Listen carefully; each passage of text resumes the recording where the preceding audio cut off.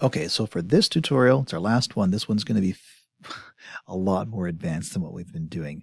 This is getting beyond editing techniques. This is almost kind of a bonus thing, but if you can plan ahead, this could add a ton of production value to your music video.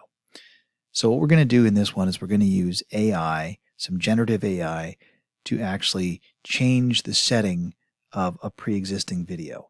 So the way that we're going to do that first is we're actually going to be heading out of Premiere and we're going to go over to Google, to Chrome, and we're going to go to pixabay.com, Pixabay.com. Hopefully that's not an entirely new place for you, but there it is.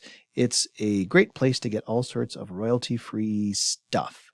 Now by default it searches for images, but we actually want videos, and then what I'm going to search for is person walking. That sounds awesome.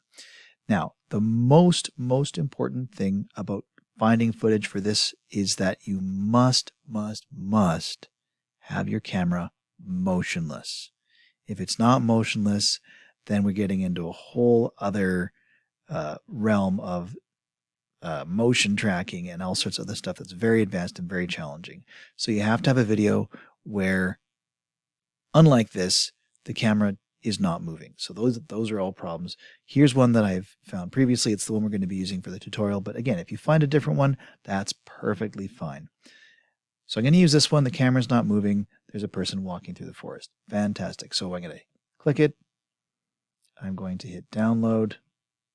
And I'm going to hit this 1920 by 1081. It might ask you to log in if you try and download one of those.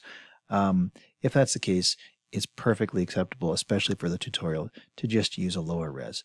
Ultimately, if you use this effect, of course, you're going to be using your own footage. So you can just click download and get that footage and import it into Premiere. I've already done this, so I'm just going to jump over to Premiere and get going. So tutorial 5, here's my footage. Now, I'm going to start the video here, right where our entire body's in the frame. And the reason for this, I'll talk about in just a couple of minutes, but it's important that I do that. And I'm going to let that video play out. That's fine. Okay, so we'll go out, and then I'm going to take this, I'm going to put it right there. Now, the first thing I'm going to need to do is get this over to Firefly, which is the Adobe generative image thing that we're going to use to actually make this footage look a little more cool, a little more interesting.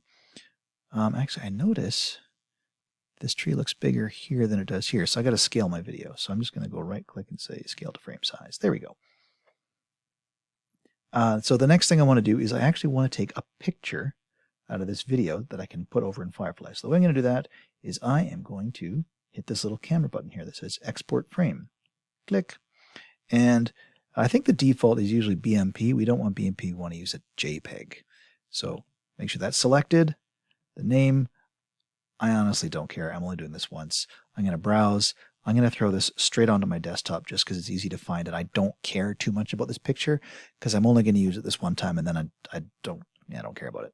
So I say OK, and that's it. I should have on my desktop, here it is. Here's the image that I just took of the video. Yep, there it is. Lovely. Okay, so now we're going to jump over to Adobe Firefly, which is firefly.adobe.com. You may have to make sure you're signed into your Adobe account to make sure this works. So if you need to do that, of course, just pause the video, make that happen, and then here we are. What we're going to do is we're going to go down to this one where it says Generative Fill, and we're going to click Generate. And we're going to upload an image. And there's the still that I just took. I'm going to open that. Okay, there's the still of my video. Great. What I want to do is I'm going to paint out this side of my frame, just like this. So it's just a big brush. I'm going to make sure that I don't leave any little bits and pieces. I don't want little dots of video left like that because that will confuse the generative AI. So this will take a moment. And the other thing too is I only want to paint out the part of the frame that is not touched by this moving person, because otherwise I will have to get into this thing called rotoscoping where I'm cutting her out of every single frame, one frame at a time, over and over and over. And it gets very technical and very challenging. And it goes from easy to being incredibly difficult. So I'm only painting out the part of the frame where she will never ever be. And again, if you're going to use this in your own videos, you've got to plan that out so that that's the case for what you want to do as well. But there it is. I painted up that side of the frame. So now I'm just going to say, describe the image you want to create. I'm going to say ancient temple, crumbling rubble, something like that. Let's see what that does. So I can hit generate, and it should give me 3 options here in just a moment.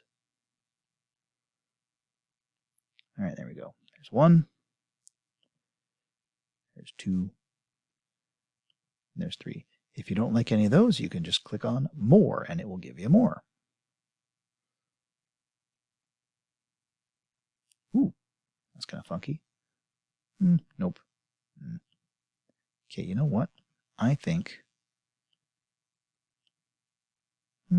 let's see. Sure, let's go with that one. I'm going to say keep, and I'm going to say download. And I don't want to show this again. This is about promoting transparency in AI, so it's actually going to tag this content as having been generated with AI. And that's not a bad thing. There it is. Been downloaded as a new file. Okay, now things are going to get a little more tricky, but let's head back over to Premiere, and I'm going to zoom out a bit so I can see my whole footage, and there it is.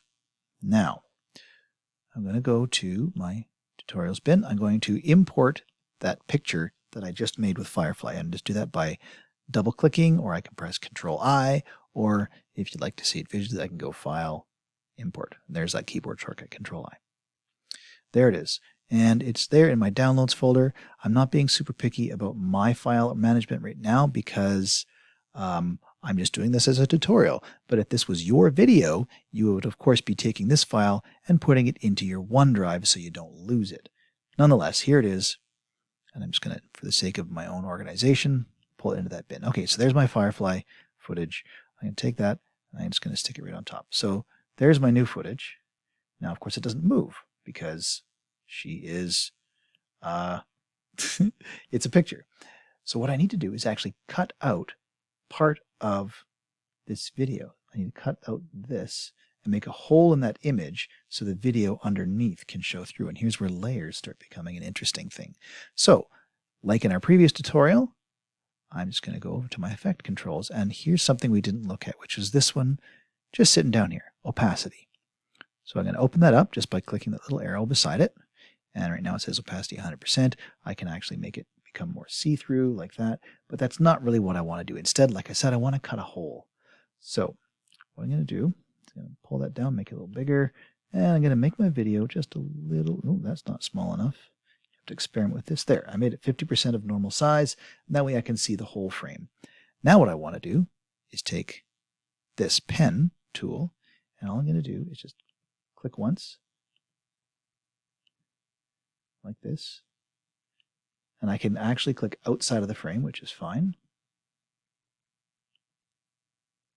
Okay, and you can see I've actually cut out the picture. I did cut out the part I didn't want to cut out, so I'm just going to click inverted. There we go. And the other thing I'm going to do too is just hit the mask feather. You can see what that does is see those little dotted lines are moving around. That actually just indicates how soft the edge of my cut is, my mask is, but I want to make sure it's not too big, but something like that looks pretty good.